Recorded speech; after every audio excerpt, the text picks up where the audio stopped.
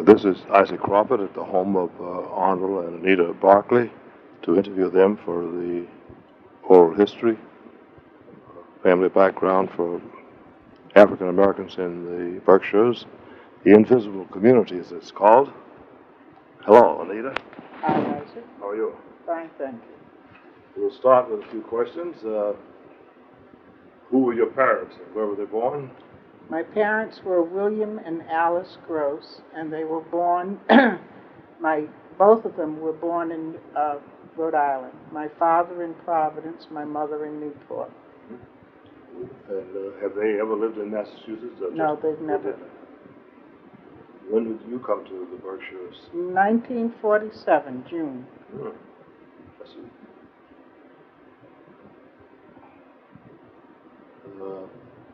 And you remember your grandparents also? Oh, yes. And they were born? My grandmother was born on the high seas under the British flag because her mother and father, her father was a ship's pilot, and her mother and my great-grandparents, that is, in those days, sailors could take wives aboard ship with them sometimes. And so consequently, my great-grandmother sailed with her husband around the world twice, which is why my grandmother was born on the high seas. But her home was Bermuda. Her husband was born in Georgia. He was of Indian and black ancestry. My father's parents, my father, as I said before, was born in Providence. His parents were born in Virginia. One was in Virginia, the other one was in Maryland. And my grandfather that would be my great-grandparents brought my grandfather to Rhode Island when he was about 3 years old. What brought you to the Berkshires? My husband got a job at General Electric. That's a good reason. Prior to that, my only knowledge of the Berkshires was about Tanglewood. And when he told me he was going to be working in Pittsfield, I had to go look on a map and find out where Pittsfield was. So, you've been here, 50 years? 50 years. Right. You have any brothers or sisters? Yes, I do. You have the names? Oh, yes. I had 4 brothers. One is deceased, my oldest brother. The other 3 are still living, and I have a sister. One lives in Massachusetts. The rest of them are still in Rhode Island. So they never lived in none of them lived in None this of them area. ever lived in the Berkshires. Pardon me. One did. The brother next youngest to me, Kenneth, lived here for about 2 years, was it? 2 or 3 years. You may remember him. What was it, Kenneth? Kenneth and Sis. They used to live on Noter Street? Yeah. Yes, I remember that, right, yeah. So, where's happened to him? He's still living in Methuen. He bought a house in Methuen after he left here. His wife died. Oh, she did? Yeah. She had multiple sclerosis. She died, about 3 or 4 years ago? Longer than that? And you have children? Yes, I have 3 children. Their names? Elizabeth, the oldest, Arnold Jr., and George. Were they all born here? They were all born in Pittsfield. Any church affiliation? Yes, St. Stephen's. St. Stephen's in Pittsfield? Right. And do you have any particular members of church gatherings, picnics, reunions, revivals, funerals, and so forth? None, especially I've I used to be quite active in the church. I was the third woman that who to be elected to the vestry, which is the governing body of the church, rather like your board of deacons in the Baptist church. Right. I'm still active slightly. I'm still on the altar guild. I think I'm the longest active member on the altar guild now. And are you a member of any civic or community organizations? Not anymore, no. I used to be active in Campfire Girls here in Dalton. And of course, carting the kids back and forth to the various things, Boy Scouts and all of that sort of thing, choir practice. But no, I'm not active anymore. And where did you go to school? In Rhode Island. Yeah. How far? Well, I graduated from high school, and then I took some courses at Rhode Island School of Design. Never was able to do anything with them, though. Yeah. So you have any especially fond memories of your school experiences? Well, my high school, yes, I do have fond memories of my high school. It was easy for me because I was always in the upper part of the class, and I guess I was an anomaly in that sense because it was a white high school. Yeah. They didn't tell you to major in home ec, huh? No. Like they did in the Berkshires. Right. Have you been employed in any occupations that you've been involved in? Yeah, after my children went to college, I went to work at Crane and Company. In what capacity? I did bordering. Mm-hmm. I don't know what bordering means, but... Oh, well, you know, Oh, you mean on the stationery? Right, oh, right. I was thinking about flower borders or something like that. Oh, no, painting the borders around the stationery. And how did you feel about that type of work? I was looking for a job that paid well so I could help out with college expenses because we had 3 children in college at the same time. Prior to my daughters going away to college, we had a son in prep school for 2 years. So there was always at least 2 children away, and at one point all 3 of them. And obviously one paycheck wasn't going to take care of all of that. Yes, we've all had that experience. Absolutely. Okay, going back to childhood, do you remember what kind of games you played as a child? All the games that little girls play, hopscotch, dolls. I used to love to sew, make dresses for my dolls. My brothers tried to inveigle me into playing baseball, but I was afraid they were going to hit me with the ball, so I was never very good at that. One of my earliest memories, though, which has nothing whatsoever to do with what you're looking for, was when during the Depression years, and Hoover was president, and I used to hear over the radio, there's prosperity right around the corner. So I used to run up to the corner of my street looking for prosperity, and I still haven't found it. That's a good story. How about nursery rhymes and poetry? Did you learn a lot of poems? Oh, yes. Yeah. One I remember especially from my childhood was I Have a Little Shadow That Goes In and Out With Me. You probably remember it, too. No, how's it go? I have a little shadow that goes in and out with me, but what can be the use of it is more than I can see. The rest of it I don't remember. And did you have any chores to do as a kid when you were growing up? Household chores? Yes, a few. I wasn't very successful at them because I liked to read.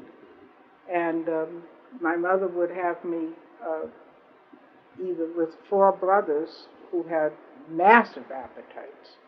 I would either have to help her peel the potatoes for the day, because my brothers ate half a peck of potatoes, and you know a peck is 15 pounds. Right. They ate a half a peck of potatoes a day. And then I would have to sit and watch the food while it cooked, green beans and whatever else she was fixing. Unfortunately, I would always be reading a book, and half the time the food would get burnt because I wasn't that alert, I guess. How about discipline? Were they strict disciplinarians, or were they lenient, or how did they discipline the kids? My father was. My mother, to a degree, she was more lenient than my father was. My father was a strict disciplinarian. And in order to keep 4 rambunctious brothers in line, he also had learned in his youth magic tricks. Mm. And so he used to say, well, let's have a magic show. And he would pull coins out of his ears and do all of the little things that they do, sleight of hand. And to wind up the magic show, he would rip the belt off of his waist and say, now, if any of you do anything, remember how fast I can get this belt off. It worked. Right, it worked. He never had to use it. Oh, sure he did. All the time. I guess most fathers in those days, they'd be calling the police, right? That's Child right, abuse, right? that's right. Did you contribute any to family finances when you were growing up? No. Outside employment? You say you had to help out with the cooking. Do you have any favorite recipes that you... I didn't learn how to cook that well. I just got through telling you I read all the time. As a matter of fact, when we got married, my brothers took Arnold aside and they said to him, we've got something very serious to tell you. And he said, what is it? They said, my sister can't cook. He didn't believe them, but it was the truth. So I couldn't. Who does the cooking in your house? I do. Oh, you do, anyway. He eats it anyway, right? I was fortunate enough, one of my good friend's mothers gave me a joy of cooking for a wedding gift, and I learned how to cook from joy of cooking. Oh, yes. Do you have any particular hobbies? Well, I used to knit some. I used to do a little artwork. When my children were small especially, I used to teach them perspective. The boys carried it on. As a matter of fact, this is over there, the pumpkin. Pumpkin, yeah. That's our youngest son, George. And the pencil drawing over there is Arnold, the oldest boy. The others are from Betty Ann's ex-husband. So quite a bit of artwork in the family, huh? Mm-hmm. And that's George's too over there. Yeah. Of course, he did that. Oh, and these two are George's. Yeah, right there. He did that just as a hobby. He's a lawyer now in D.C. Did you know of any hobbies that your mother or your grandmother had when you were growing up? No. There was time for hobbies those days. Not much time for hobbies. Right. No. By the time you got through cooking, I used to sew a lot. I forgot all about that. I still sew a little bit. Not much. Yeah. Okay, getting back to Dalton, you have any particular memories, strong memories of the town? I can tell you about when we first moved to Dalton, if you're interested in that. It's negative, not positive. But we decided long before we moved to Dalton that we would live in Dalton, because I had always heard about this, long before I ever came to Pittsfield. I'd heard about Dalton's fine school system. Don't ask me where I read it, but I knew about that Dalton had a good school system, and that Dalton School in New York City was named for the town of Dalton because of they were so impressed with their school system, and they used the same method that Dalton used at that particular school. At any rate, so I had decided that I would live in Dalton because I wanted my children to get the best education they possibly could. So we had bought a house in Pittsfield and lived there for 5 years with the object of moving to Dalton at the end of 5 years. And I started looking for pieces of property out here. And I went to 3 different real estate dealers out here. And one of the first ones that I went to said, "Oh, you want to live where the colored people live, over by the dump." Yeah. Well, I dropped him in a hurry. Mhm. And I came across a woman, she's dead now, I'm trying to remember what her name was. And she said, "Well, I've got 3 pieces of property you might be interested in." So she showed me this one and a couple of others. One on the corner of Ensign and North Street, and I can't remember what the third one was. Well, we decided on this one anyway, because it was on a bus line. We had 1 car, and obviously we needed alternate means of transportation. And we went ahead building the house, and about, 3 or 4 months after we built the house, there was a little corner store up here, still there, but they used to sell groceries up there. I was in the store, and the man that owned the store had become familiar with me by that time. And he said, "Did you know there was a petition out to stop you from building?" And I said, "No." Oh, you built the house. It wasn't here. You No, we built it. And I said, "No, I didn't." So he said, "Well, yes, there was," he said, "but I refused to sign it." And he said, "I just thought you ought to know about it." The people across the street, the man across the street, had gone around to the various neighbors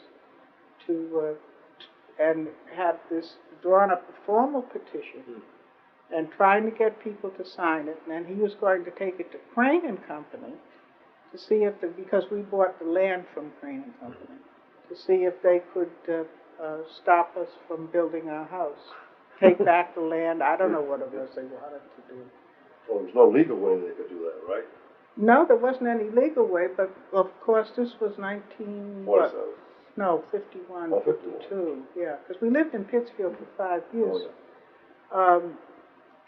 But he obviously thought that since the Cranes still ran the town at that time, that there must be something they could. Remember, his father had been a selectman out here, and so he probably thought, between the fact that his father had been a selectman and taking it to the Cranes, since we bought the property from the Cranes, that something could be done about it.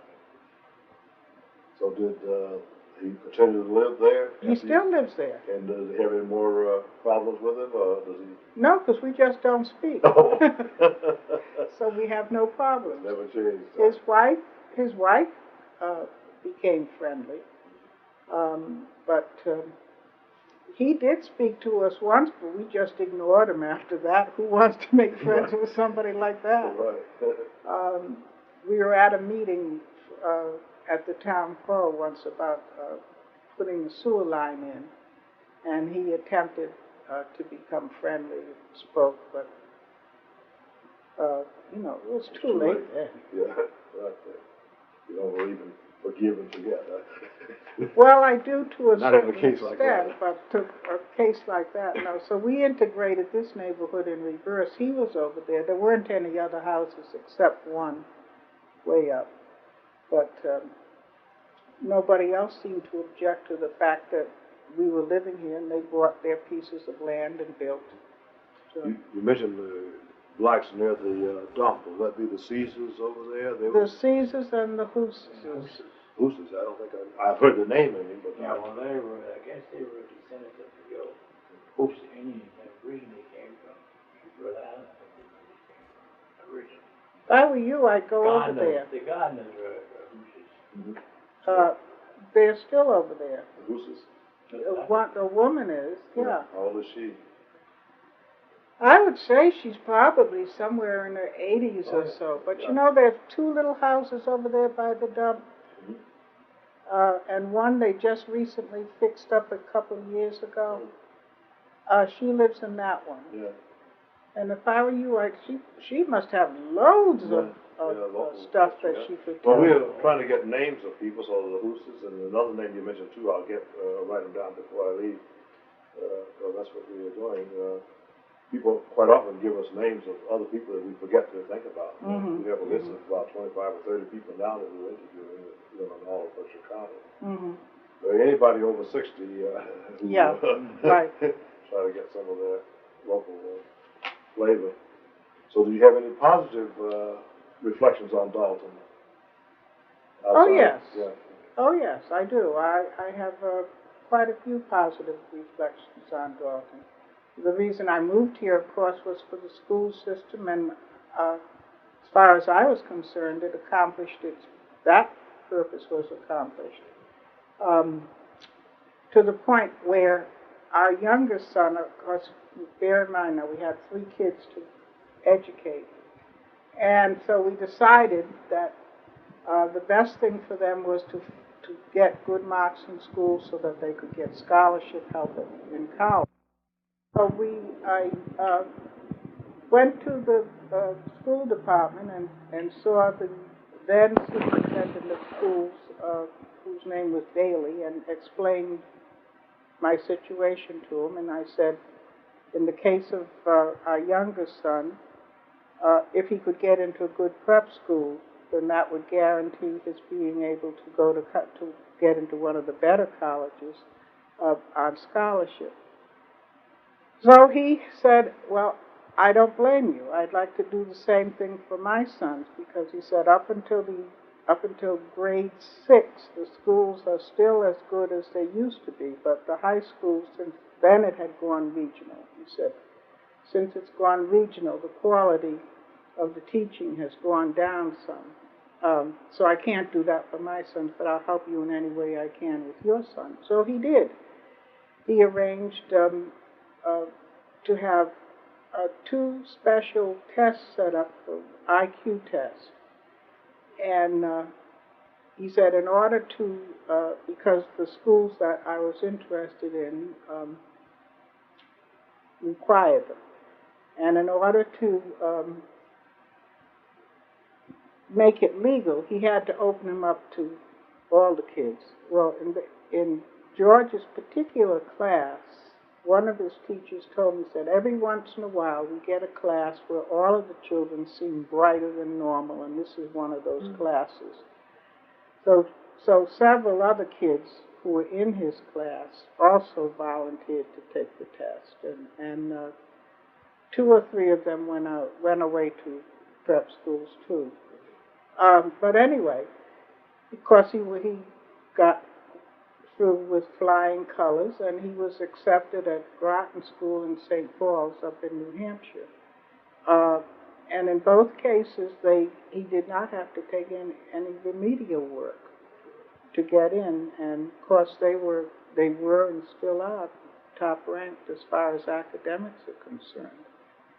And then, of course, from there he went on to Brown University and then to law school.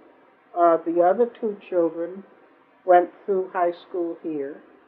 I used to be down at the high school constantly fussing about not giving them enough reading experience. The book list was rather shoddy. Because I was more of a gadfly in those days. Now I just lay back and take it easy. But they went on. Betty Ann went on to Clark University, and Arnold went to Howard University. So my reasons for moving to Dalton were fulfilled.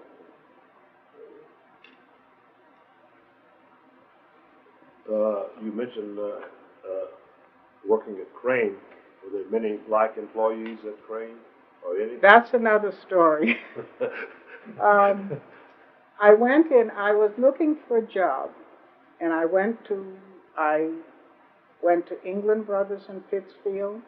I went to Dr. Neves, who offered me a job, and I went to Crane and Company. And when I went in there, their director of personnel who, I don't know if he's still alive now or not, but not the same person that is there now, said to me, "Oh, we don't hire colored people." Oh, really? So I said, "Oh." And the more I thought about it, the madder I got.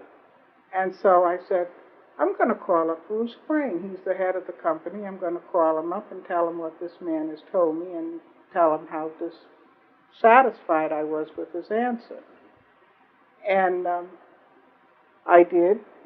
2 days later, he said, "I'll look into it." 2 days later, he called me back, and he said, "Would you come into our personnel office? We have a job for you if you're interested." So I went in, and I got the job. I got a job. Because I had raised a stink about it, I felt that I should take the job, which is how I happened to get there. How I happened to take that job, I would probably have preferred to. I was offered the job in England Brothers, and Dr. Nevis also offered me a job, but that's why I went to work at Crane's, because I felt, after having gone through that, to say, "Oh no, I don't want your job." Right. Did you have any negative reaction with the man afterwards after you got the job? No, in fact, some of my fellow workers used to say, "How come all these people come in and say, 'How are you today, Mrs. Barclay?'" They always called me Mrs. Barclay. But no, I never had any problems. This was before or after the civil rights movement? It was before, not if the civil rights movement had started. And as a matter of fact, I read in the paper about a year later, was it? Where somebody locally, I won't mention any names, was taking credit for my having gotten the job at Crane and Company. Claim they did it for civil rights. Huh? Mm-hmm. Yeah. Well, I can tell you it wasn't me. Now I know it wasn't you, and I know who the person was. I'll just be funny. Right, right. Are you familiar with any famous blacks that may have visited or lived in this area? Well, as I mentioned earlier, when I was a teenager, I met W.E.B. Du Bois, who came to Providence to give a talk to the local branch of the NAACP. But I'm afraid he's the only person that I know that lived in this area that I ever had any contact with, and that was the very, very lightest of contact, of course. Oh, I forgot about him. I don't know if he's famous or not, but he's and it's somebody that you knew, Gilbert Langford. I heard the name, but it doesn't ring a bell. Okay. Well, it doesn't have to be famous, but you also named some of the people who lived in the area. Well, they lived here for, I don't know how many years. They lived here in Dalton. When they first came to, he was working for GE. He was an engineer with GE. And he went on to go up through the ranks in GE until he was the head of their lighting plant out in Ohio. Cleveland, wasn't it? And he had 800 people working for him out there. Do you know of any blacks who own businesses in town? In town? Yeah. Well, I know who they are. I've patronized them, but like, for instance, James Williamson. Oh, in Pittsfield. Right. But not in Dalton. No. Oh, no. What did, one was on the town, wasn't it tree warden or something? Oh, that was Archie Archie Season. Season. Yeah. And of course, there were no black women involved in any commercial ventures either, outside of you working at Crane. So. Not that I know, not in Dalton. Okay, a few reflections. What did you do in your life that you're most proud? Got through it. Well, no. You just mentioned your lovely family. Well, so yeah, raised 3 kids, right. and for the most part, with all the ups and downs that all families have. Right. have turned out fairly well. You mentioned some of the changes that have occurred in Dalton, and what do you think of some of the changes that have occurred or still need to occur?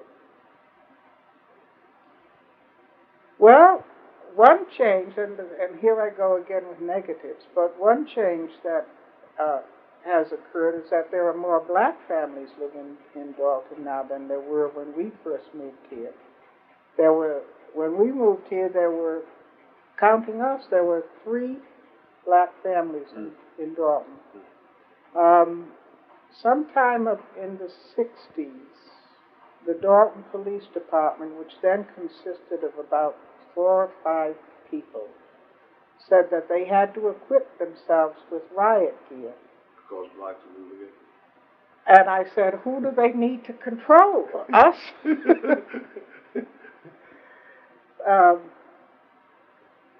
But since then, there's been quite a few more black families, yourself included, that have moved to Dalton, and I think that's a big step in the right direction. Because we were in the late 60s, and we didn't have any negative because we were on an isolated area where everybody's friendly. Right, right.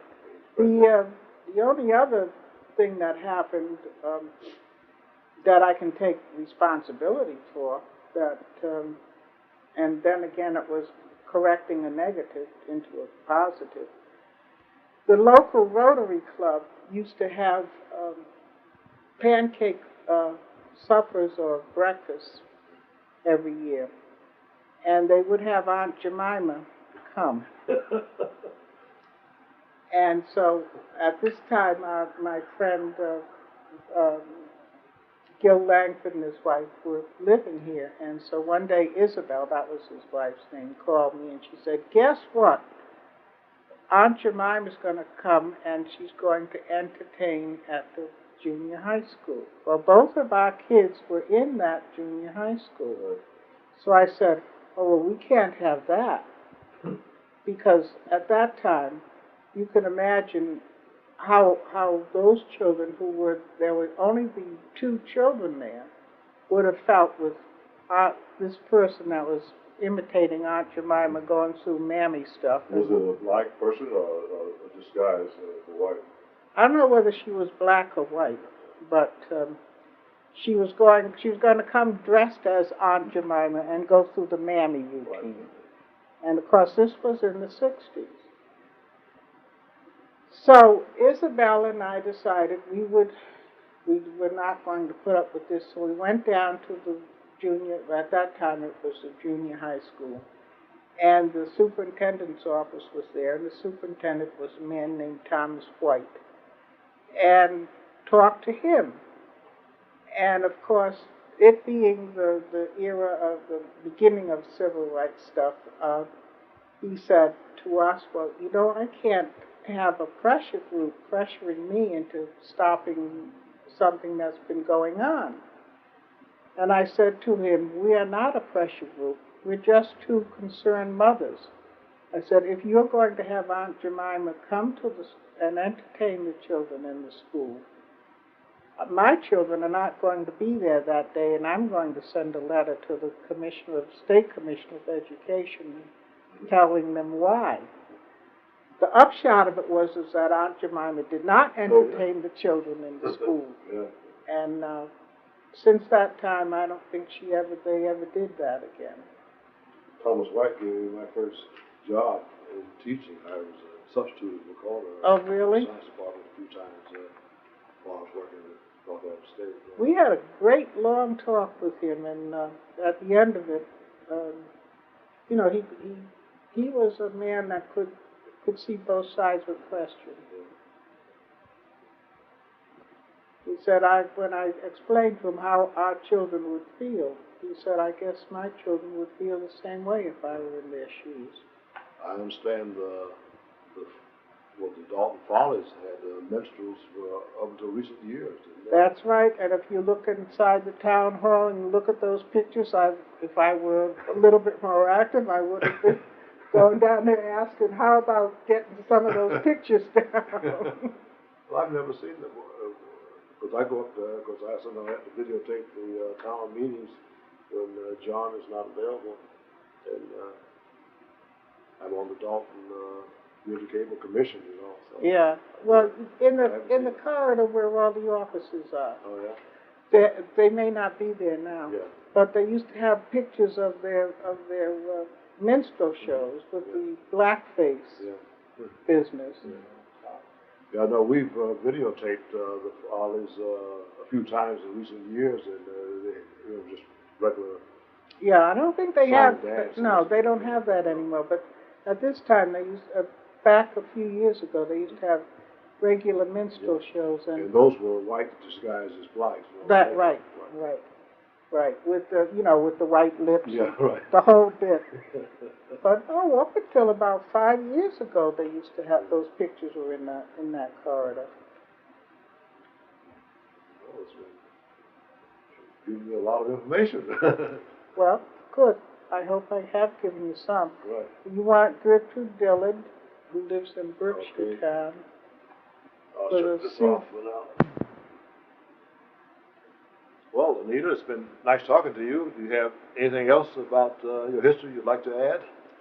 It's been very nice talking to you too, Isaac, and no, I don't.